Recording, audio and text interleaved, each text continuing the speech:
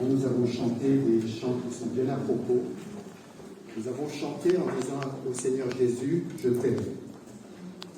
2 reprises, nous lui avons dit je t'aime. Nous lui avons demandé d'entendre nos cœurs parce que nous ne savons pas comment le dire avec nos mots. Nous lui avons dit je t'aime. Qu'est-ce que ça veut dire quand on lui dit je t'aime?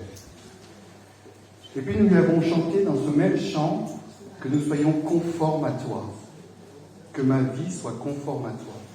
Et c'est vraiment dans la continuité de ce qu'on a partagé dimanche dernier. Nous allons prier d'abord parce que nous reconnaissons que tout vient de Dieu et que c'est lui qui doit parler à nos cœurs. Ce n'est pas un homme qui est important parce que l'homme il est bien faible, incapable, mais celui qui est capable c'est Dieu et nous comptons sur lui. Prions. Seigneur, nous te bénissons parce que c'est vrai Seigneur, tu es notre Dieu, tu es notre secours. Nous avons chanté dans ton royaume, les vies brisées sont restaurées. Et par ta grâce, nous avons été restaurés et nous serons restaurés encore. Nous avons chanté, Seigneur, que nous t'aimons. Et nous voulons vraiment, Seigneur, que ce soit des paroles vivantes, que ce soit des paroles expérimentées, que ce soit notre expérience de vie chaque jour, que nous t'aimons, Seigneur Jésus. Nous te bénissons parce que ta parole est la vérité. Et nous ne voulons pas nous lasser de l'entendre. Nous voulons la mettre en application. Nous ne voulons pas seulement écouter, nous voulons la mettre en application. Et pour cela, nous te prions de nous aider. Nous te prions de nous disposer. Je te prie moi-même, Seigneur, qui parle de ta part ce matin, de conduire les choses. C'est toi, Saint-Esprit, qui convainc les cœurs. Donc je compte sur toi. Et je te remercie, Seigneur Jésus, pour la parole vivante de Dieu, de te manifester, de te déployer dans nos cœurs. Nous sommes là aujourd'hui, que quand nous sortons de là, de cette salle, nous soyons différents. Avec un nouveau projet, celui de te ressembler. Sois béni, Seigneur Jésus, pour tout ce que tu fais, tout ce que tu vas faire. Sois béni, notre Dieu, notre Père, toi qui contrôle toutes choses. Sois béni, Saint-Esprit, qui transforme nos vies. Au nom de Jésus, nous prions. Amen.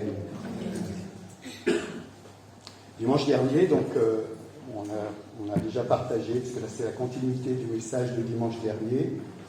C'est bon, vous m'entendez? C'est bon? Et on avait commencé le culte en se posant la question, quel est le projet de Dieu pour nos vies? Quel est le but, l'œuvre du Saint-Esprit dans nos vies? Et on a vu dans Romains 8, verset 26, que le but de Dieu, que Dieu a décidé bien avant la fondation du monde, c'est que chacun de ceux qui ont dit oui à Jésus ressemble à Jésus. C'est le but. Et le Saint-Esprit travaille dans ce sens dans nos vies. Il veut nous façonner, il veut nous transformer. Il y a dans nos vies des résistances qui veulent empêcher cela. On veut faire par nous-mêmes. L'ancienne nature qui dit « je fais ce que je veux » et non pas ce que Dieu veut, est encore là, des fois, et elle veut prendre le contrôle. Que ce matin, nous puissions dire, je ne veux pas faire ce que je veux, mais je veux faire ce que toi tu veux, Seigneur. Parce que c'est sa volonté qui va durer éternellement. C'est sa volonté qui va s'accomplir éternellement. Mais notre volonté, elle va passer. Si nous choisissons de faire notre propre volonté, nous verrons à un moment que nous avons eu tort. Alors, n'attendons pas de voir que nous avons eu tort. Choisissons de faire sa volonté. C'est pour cela, la dernière fois, j'ai invité les personnes qui ne connaissaient pas Jésus dans leur vie. Il est important que tu l'invites dans ta vie. Les personnes qui se sont éloignées de Jésus, il est important que tu reviennes à Jésus. Il est important que tu reviennes parce que ce message dont on va parler ce matin te dit de demeurer. Donc si tu n'es pas, tu ne peux pas demeurer. Si tu es éloigné, tu ne demeures pas. Il faut que tu reviennes et il faut que tu demeures. Il faut que tu te consolides. Il faut que tu t'assoies. Il faut que tu t'installes. Il faut que ce soit ton logement, Jésus-Christ. Parce que si ce n'est pas lui, je vous assure, nous avons été créés pour adorer. Si ce n'est pas lui, nous allons adorer autre chose. Et cette autre chose va nous mener à la ruine.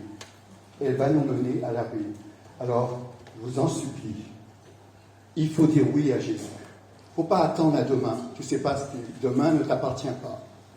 Et il faut revenir à lui si tu t'es éloigné, parce que demain non plus ne t'appartient pas.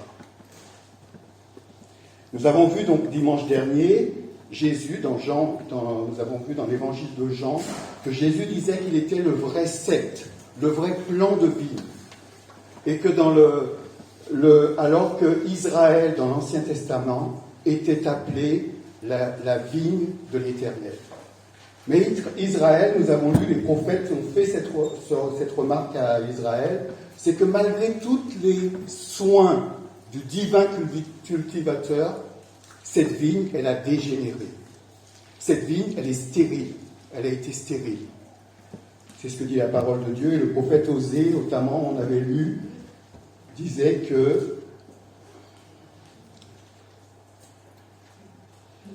qui a dénoncé cela. Israël est semblable à une vigne qui dégénère.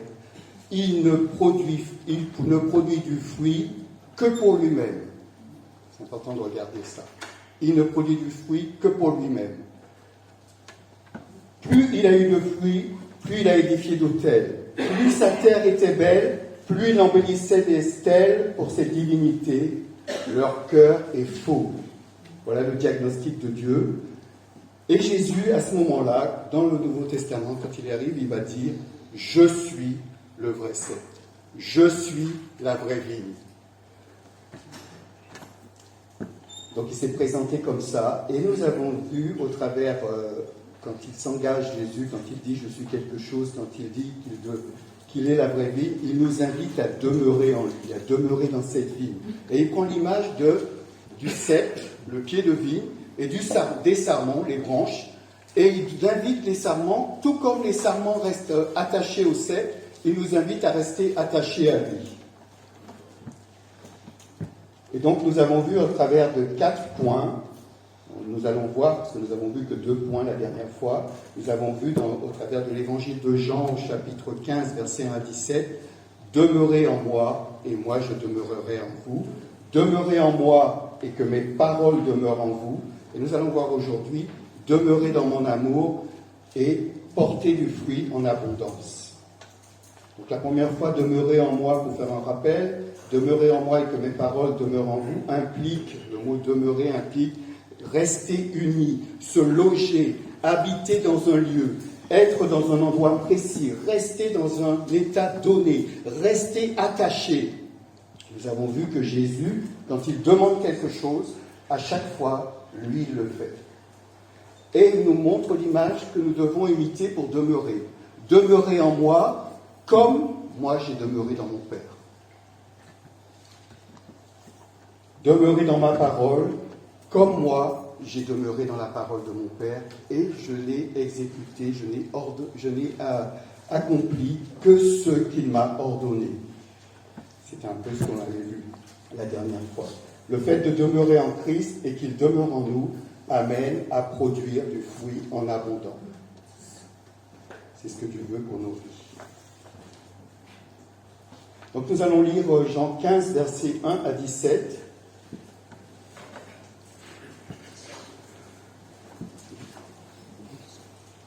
Jean 15, versets 1 à 17. Je suis le cep, je suis le vrai plant de vigne, et mon Père est le vigneron. Tout sarment en moi qui ne porte pas de fruits, il les coupe. Et tous ceux qui en portent, il les taille afin qu'ils produisent un fruit encore plus abondant. Vous aussi, vous avez déjà été purifiés grâce à l'enseignement que je vous ai donné. Demeurez en moi et je demeurerai en vous. Un sarment ne saurait porter du fruit tout seul sans demeurer attaché au cep. Il en est de même pour vous. Si vous ne demeurez pas en moi, vous ne pouvez porter aucun fruit. Je suis le cep de la vigne, et vous, vous êtes les sarments. Celui qui demeure en moi et en qui je demeure portera du fruit en abondance. Car sans moi, deuxième fois, vous ne pouvez rien faire. Si quelqu'un ne demeure pas en moi, on le jette hors du vignoble. Comme les sarments coupés, ils se dessèchent, puis on les ramasse, et on y met le feu et il brûle. Mais si vous demeurez en moi et que mes paroles demeurent en vous, demandez ce que vous voudrez et vous l'obtiendrez. Si vous produisez du fruit en abondance et que vous prouvez ainsi que vous êtes vraiment mes disciples, la gloire de mon Père apparaîtra aux yeux de tous. Comme le Père m'a toujours aimé, moi aussi je vous ai aimé, maintenez-vous donc dans mon amour. Si vous obéissez à mes commandements, vous demeurez dans mon amour, tout comme moi-même j'ai obéi aux commandements de mon Père et je demeure dans son amour. Tout cela, je vous le dis, pour que la joie qui est la mienne vous remplisse, vous aussi, et qu'ainsi votre joie soit complète. Voici quel est mon commandement. Aimez-vous les uns les autres, comme moi je vous ai aimé. Il n'y a pas de plus grand amour que de donner sa vie pour ses amis. Vous êtes mes amis si vous faites ce que je vous commande. Je ne vous appelle plus serviteur, parce que serviteur n'est pas mis au courant des affaires de son maître. Je vous appelle mes amis parce que je vous ai appris. Je vous appelle mes amis, parce que je vous ai fait part de tout ce que j'ai appris de mon Père. Ce n'est pas vous qui m'avez choisi, non, c'est moi qui vous ai choisi. Je vous ai donné mission d'aller, de porter du fruit qui soit durable. Alors, le Père vous accordera tout ce que vous lui demanderez en mon nom. Voici donc ce que je vous commande. Aimez-vous les uns les autres. Amen.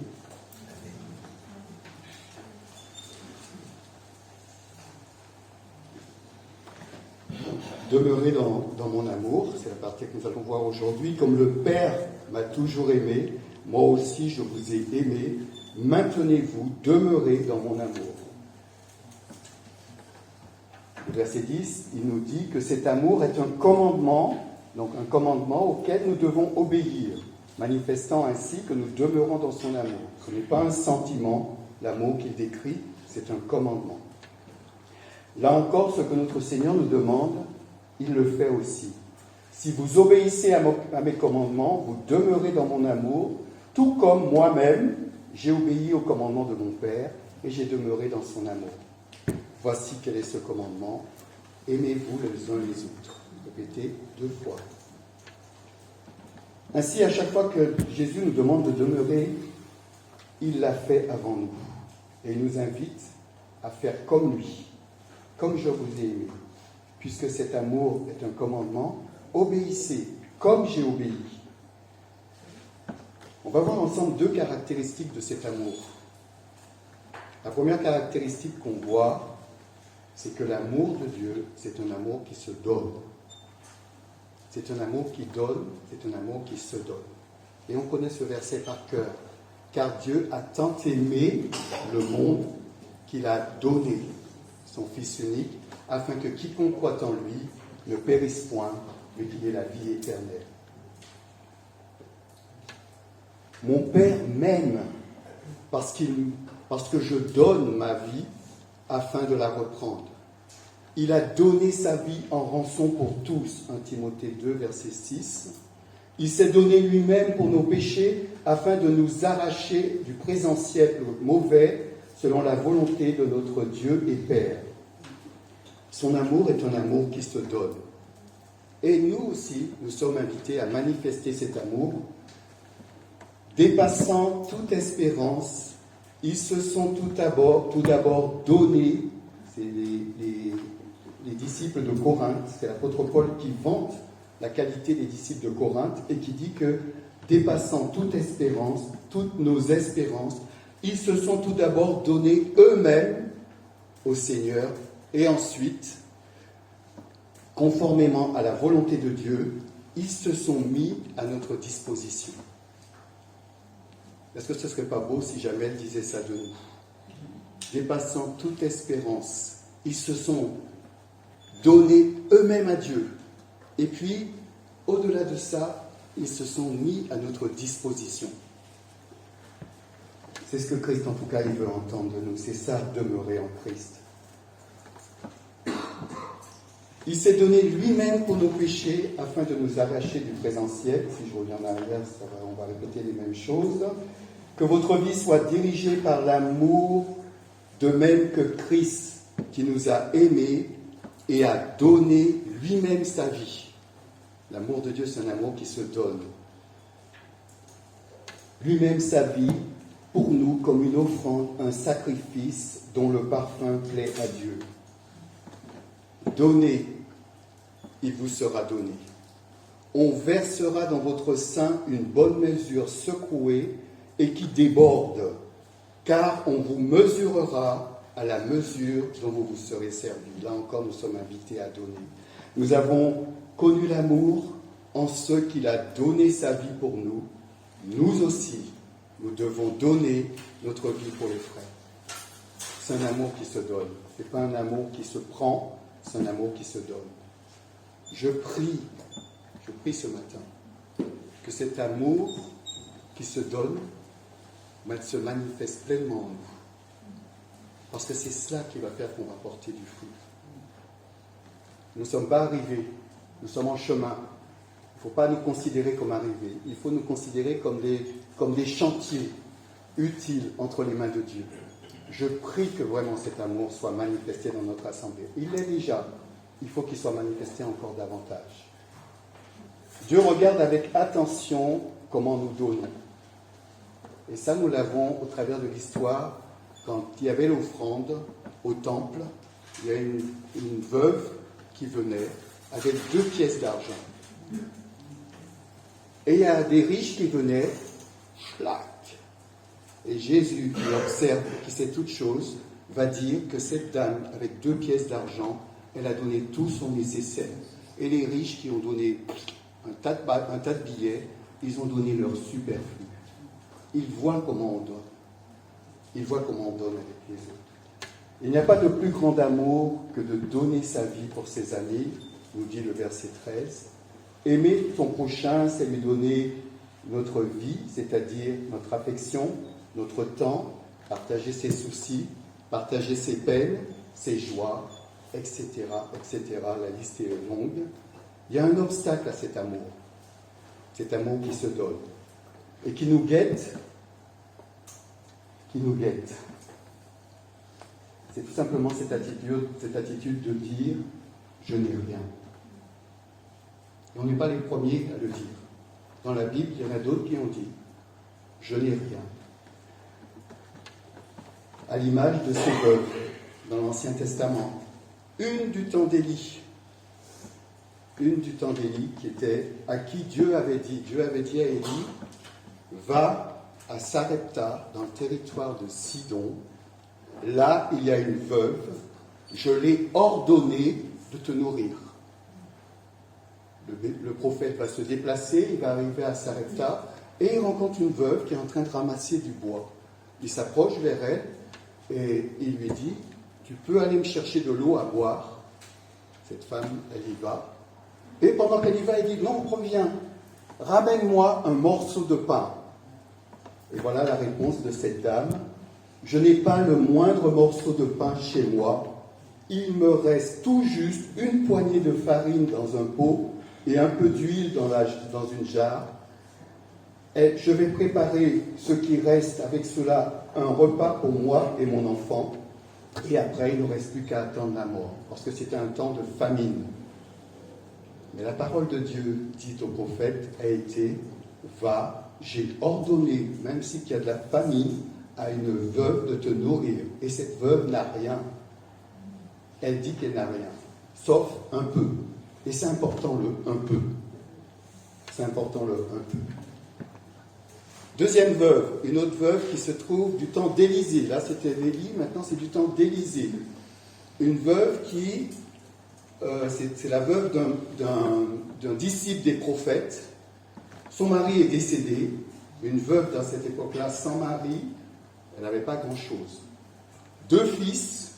Ces 2 fils, le mari avait emprunté de l'argent. Et celui à qui le mari avait emprunté de l'argent dit à la femme, donne-moi tes 2 fils pour rembourser, et j'en ferai mes esclaves. Et cette femme va voir le prophète Élisée et va lui raconter son histoire. Et le prophète va lui dire, mais qu'est-ce que tu attends que je fasse pour toi? C'était peut-être flagrant à nos yeux, mais il faut qu'on verbalise ce qu'on attend. Élisée lui demande, que puis-je faire pour toi? Dis-moi ce que tu as dans ta maison. Elle lui répondit, je n'ai plus rien. Je n'ai plus rien, juste chez moi, qu'un flacon d'huile. Élisée va lui donner la solution d'aller emprunter auprès de ses amis des récipients vides pour pouvoir les remplir avec ce flacon d'huile. Deux personnes qui disent « je n'ai plus » dans l'Ancien Testament. Dans le Nouveau Testament, ils ne disent pas forcément « je n'ai plus », mais par exemple l'histoire des disciples avec la multiplication des pains, il dit « nous n'avons ici plus que 5 pains et 2 poissons. Nous n'avons ici que 5 pains et 2 poissons. » Et vous connaissez la suite. Parce que Dieu est un Dieu qui multiplie. Si vous prenez 0, nous n'avons rien, Seigneur, je ne peux rien pour toi, je n'ai pas le temps, je n'ai pas le truc. Si vous prenez 0, vous pouvez multiplier 0 par 1 milliard, vous aurez 0. Si vous avez un peu, vous multipliez par 1 milliard, ben vous aurez beaucoup. Et Dieu est celui qui a 1 milliard. Et nous sommes ceux qui ont un peu. Mais il attend qu'on donne ce un peu, et pas qu'on lui dise « je n'ai rien ». Et ce « je n'ai rien » se traduit par « je n'ai pas le temps »,« je n'ai pas ceci »,« je ne peux pas ». Voilà. Voilà ce qu'on dit à Dieu. Au Dieu qui nous a créés, qui nous rachète. Mais avec le peu qu'on a, il peut faire des choses qui dépassent. Avec le peu que cette femme avait, il a rempli tous les récipients d'huile.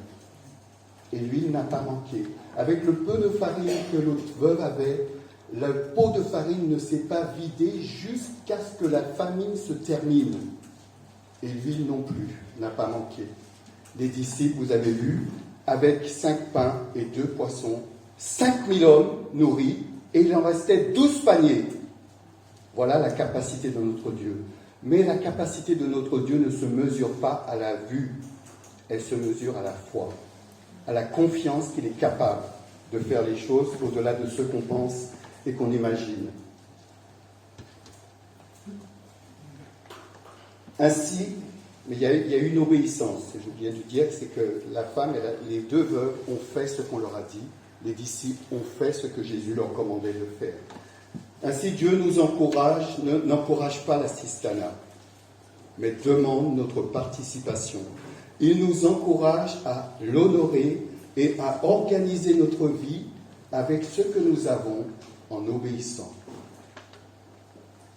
à sa parole pour voir se manifester sa provision, sa puissance, car son amour est un amour qui se donne et qui donne. La deuxième caractéristique de cet amour, nous allons le lire dans Jean 13, versets 1 à 15. Jean 13, versets 1 à 15.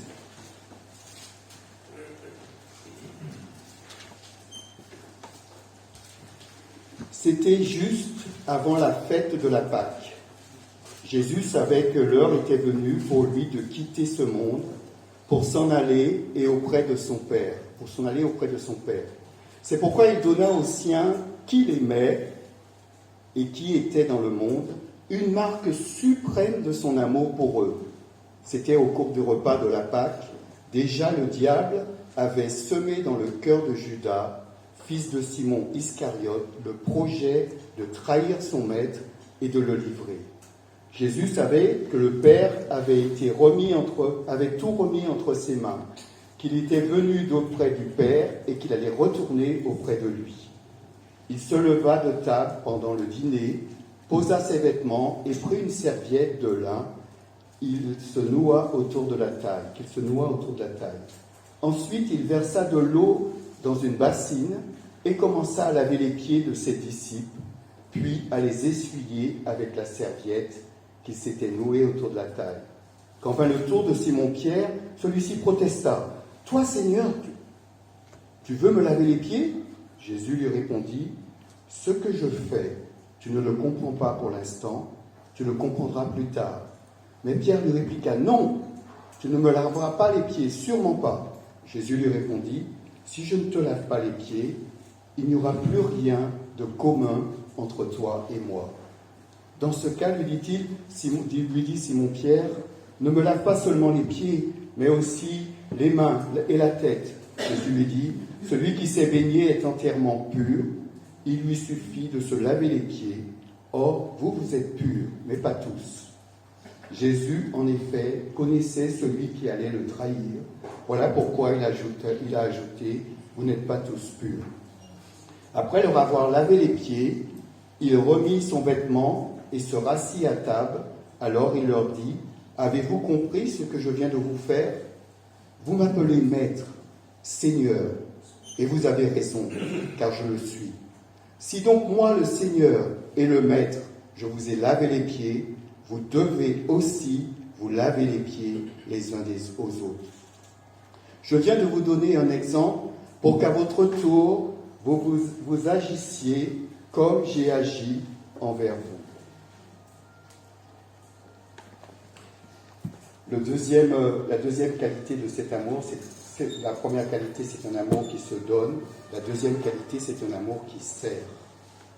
C'est un amour qui est au service de l'autre.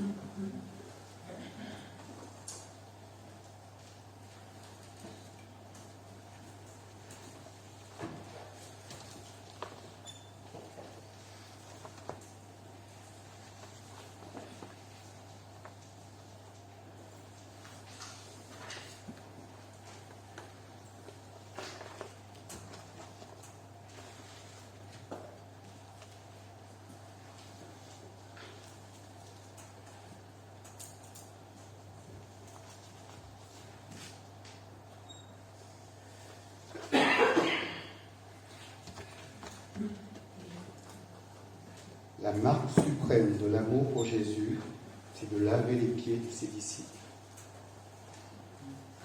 Quelle est la marque suprême de l'amour pour nous? Et j'aime en plus cette précision, c'est non seulement il est là, mais il les essuie. Il va jusqu'au bout. Il ne fait pas les choses à moitié. C'est un exemple pour nous. Jamel, qui est notre pasteur, il fait le ménage de la salle avec Nathalie. Et j'entends Marie-Jo dire qu'il y a des personnes qui disent « Moi, je ne ferai pas le ménage ». Quand je suis arrivé la première fois dans l'église, c'était l'église de Longjumeau avec ma femme, la première fois qu'on nous a dit que nous étions inscrits sur la liste de ménage, c'était pour nous comme un honneur. Parce que nous ne faisons pas le ménage pour des hommes, nous faisons le ménage pour le roi des rois. Nous rendons propre un endroit pour que quand on arrive dans ce lieu, on manifeste la gloire de Dieu. Voilà, qu'est-ce que c'est que servir.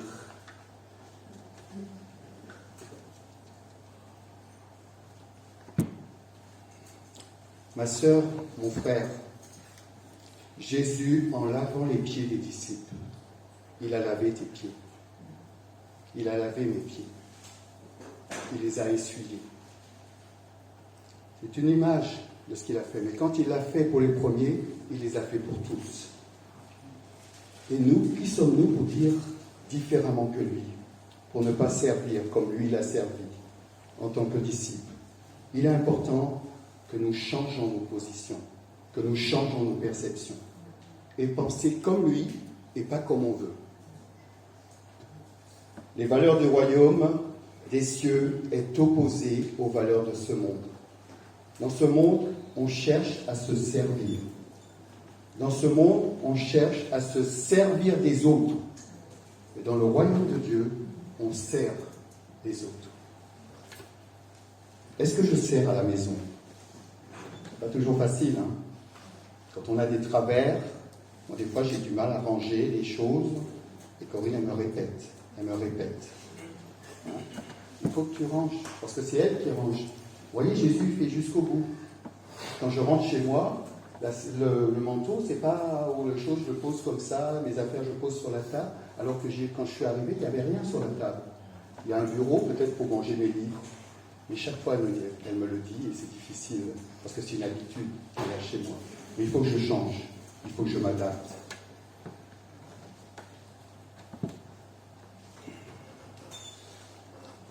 Il faut changer de position. Est-ce que je sers au travail? Est-ce que je suis quelqu'un qui sert? Non pas les hommes. Ça, je l'ai expérimenté dans mon travail. Si quand je suis au travail, je suis conscient que c'est Dieu que je sers, ça change tout dans ma façon de travailler. Je ne travaille pas que quand le patron est là, parce que Dieu, il est toujours là, et c'est lui mon patron. Donc, est-ce que je sers au travail? Est-ce que je sers à l'Église? Je vous ai dit, pas de frustration, pas de culpabilisation. Nous sommes en chantier. Les choses qui nous sont dites, si jamais il faut rectifier, on rectifie. On rectifie comment? On prie et on remet les choses entre les mains de Dieu et on lui demande de nous montrer et de nous conduire. C'est pourquoi, travaillez mes chers frères et sœurs, soyez fermes, ne vous laissez pas ébranler. Travaillez sans relâche pour le Seigneur, c'est-à-dire de mieux en mieux, sachant que la peine que vous vous donnez au service du Seigneur n'est pas inutile. Car le Fils de l'homme est venu non pas pour être servi, mais pour servir et donner sa vie en rançon pour plusieurs. Par amour, mettez-vous au service les uns des autres. Galates 5, verset 13, en faisant attention à ne pas tomber dans le piège de se servir ou de se servir des autres. Tous ces versets nous encouragent à servir de manière saine et à continuer à suivre le Seigneur. Ce matin, le Seigneur nous pose cette question comme il l'a posée. Nous avons chanté « Je t'aime ». Il a posé cette question à un apôtre, à un disciple. « Pierre, m'aimes-tu » Et quelle a été la réponse du Seigneur quand Pierre lui a dit « Tu sais que je t'aime ». Paix mes brebis. Prends soin de mes brebis. Donc l'amour pour Jésus va forcément avec l'amour, se découle dans l'amour entre nous. Si nous ne sommes pas motivés par cela, il faut vraiment prier. Parce que ça veut dire que notre amour, il est resté comme ça. Et l'amour de Dieu, il ne reste pas comme ça. Il est comme ça.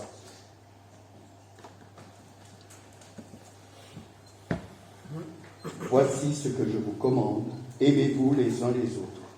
Le quatrième point que je voulais voir avec vous, donc nous avons vu le premier point, c'était le dimanche dernier, demeurez en moi et je demeurerai en vous. Deuxième point, demeurez en moi et que mes paroles demeurent en vous. Le point que nous avons vu maintenant, que mon âme demeurer dans mon amour. Et le point que nous allons voir maintenant, c'est porter du fruit en abondance. Parce que ces trois premiers points ont ce but de porter du fruit.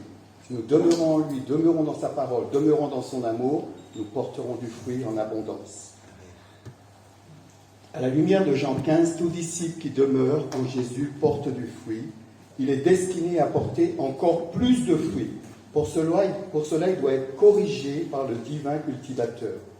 Tout sarment qui porte du fruit, le Père le taille, le purifie, l'émonde, afin qu'il produise un fruit plus abondant. Spurgeon dit, un prédicateur du milieu 19e siècle en Angleterre, disait « Ainsi de nombreuses afflictions que nous devons supporter ne sommes pas amenées parce que nous sommes infructueux, mais parce que nous portons du fruit. » Il taille qui? Ceux qui portent du fruit. C'est ceux-là qui taillent. Alors des fois, quand on dit, mais comment se fait, Seigneur, je t'obéis, je te suis, et puis voilà, tiens, une épreuve, tiens, voilà, il y a ça. Il taille ceux qui portent du fruit, ceux qui lui obéissent. Ce nettoyage se fait car il y a des notions, il y a des humeurs, il y a des passions, il y a des préoccupations en nous qui doivent être enlevées ou qui doivent être corrigées pour que nous soyons alignés davantage à la personne de Christ. On a dit au début que le but de Dieu dans notre vie, c'est que nous ressemblons à Jésus-Christ. Donc il y a des notions, il y a des humeurs, il y a des préoccupations qui sont en nous, qui doivent changer. Et des fois, quitte à les couper. Le psaume 119, verset 72 dit « Il est bon d'être affligé ». Est-ce que nous, on dit « Il est bon d'être affligé ». Eh bien, le psaume 119, verset 67 dit « Il est bon d'être affligé. Je faisais fausse route, mais maintenant, j'observe ta parole. » Une taille. Il est bon d'être affligé afin d'apprendre tes préceptes. Avant d'avoir été humilié, je faisais fausse route, mais maintenant j'observe ta parole. Dans la vie, comment ça se passe les mondages? Alors, je n'ai pas le pied de vigne chez moi, mais je voulais, pour que vous puissiez suivre un peu ce qui se passe, comment se passent les mondages. Donc j'ai regardé ça sur Internet pour les vignerons. Les mondages, ils vont couper cette branche-là. Ça ne coupe pas. Là, c'est les branches qui sont le plus près du sol. Vous savez pourquoi?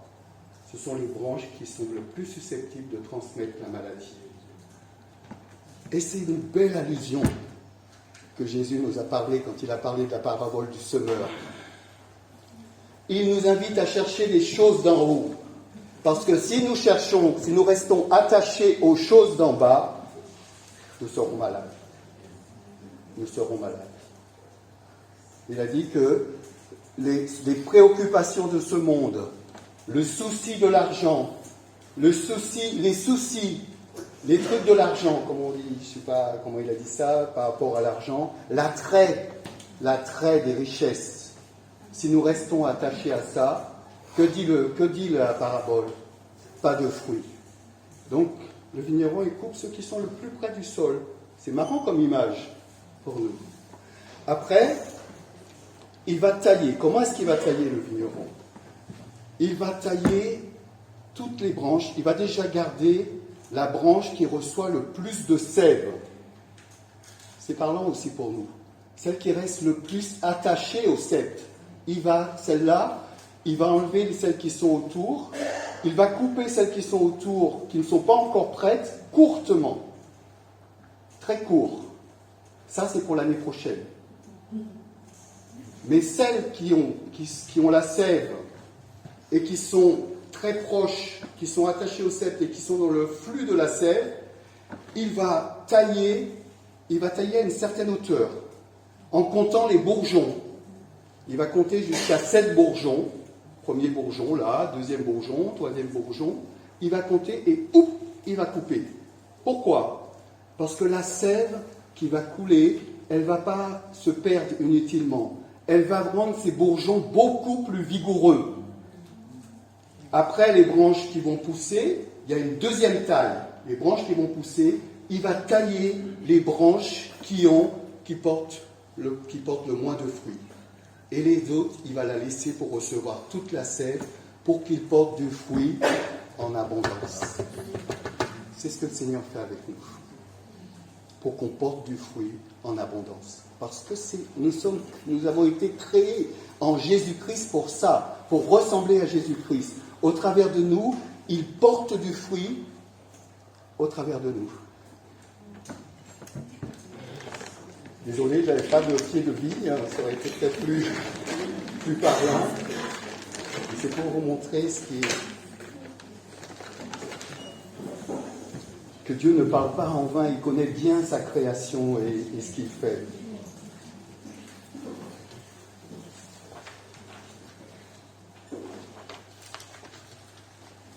C'est afin que nous portons encore plus de fruits. Jésus se présente comme le vrai cep, le vrai plant, portant du fruit au travers de ses disciples. Le cep sans les sarments, il est stérile. Un cep de vigne sans les sarments, il est stérile. Les sarments, sans rester attachés au cep, ils sèchent et ils meurent. D'où l'importance, Jésus quand il a dit « je suis la vigne », c'est super, parce qu'il nous a inclus dedans. Il nous a inclus dans ce travail. Donc ne démissionnons pas de ce travail, restons. Ça vaut la peine, même si qu'on sera coupé, même si que... Voilà. À partir d'une vie, nous cherchons du raisin. De la même partie, de la même façon, à partir d'un chrétien, Dieu cherche un tempérament, une disposition, une vie qui le glorifie en faisant le bien. Si vous produisez du fruit en abondance, vous prouvez que vous êtes vraiment mes disciples. Mon Père sera glorifié aux yeux de tous. 3 choses où Jésus dit que nous sommes vraiment ses disciples. Si vous avez à l'amour que vous avez les uns pour les autres, tous sauront que vous êtes mes disciples. Si vous demeurez dans ma parole et que ma parole demeure en vous, à ceci tous connaîtront que vous êtes mes disciples. Et dans l'amour, si vous demeurez dans mon amour, vous prouvez que vous êtes mes disciples. Voici le 3e. 3 choses dont nous avons partagé dimanche dernier et ce dimanche. La parole, l'amour et porter du fruit. Si vous portez beaucoup de fruits, vous prouvez que vous êtes mes disciples. Pardon.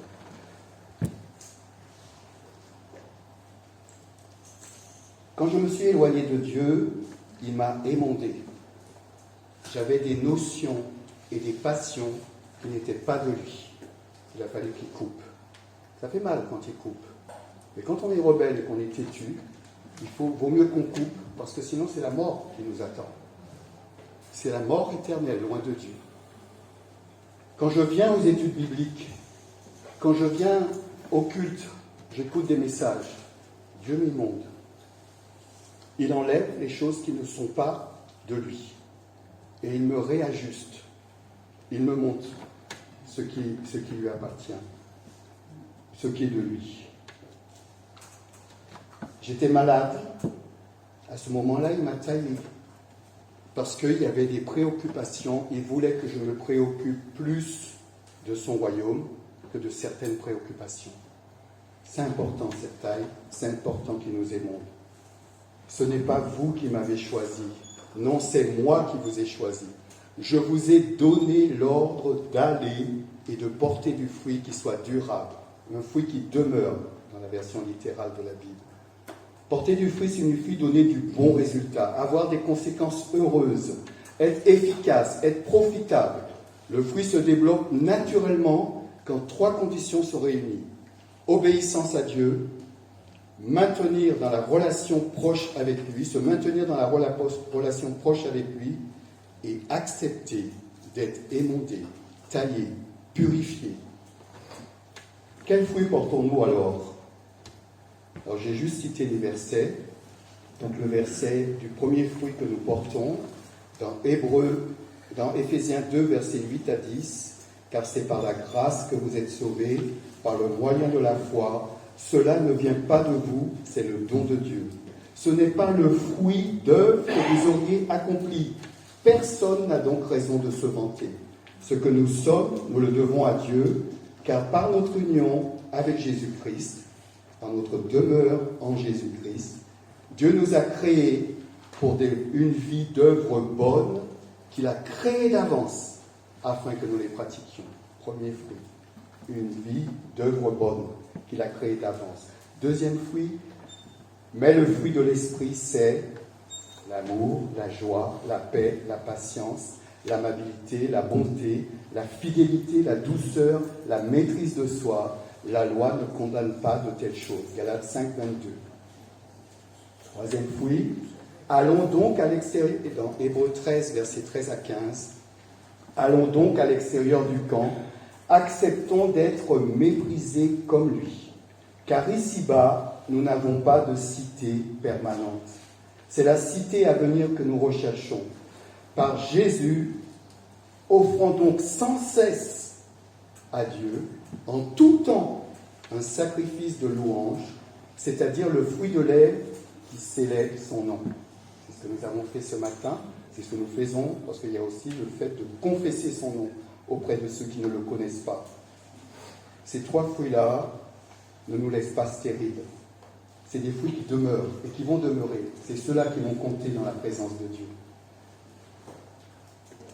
Si, au travers de ce que nous sommes, de ce que nous disons, de ce que nous faisons, quelqu'un perçoit quelque chose du souffle de qui nous anime, de la libération que Dieu nous a donnée, alors ce fruit n'est pas perdu.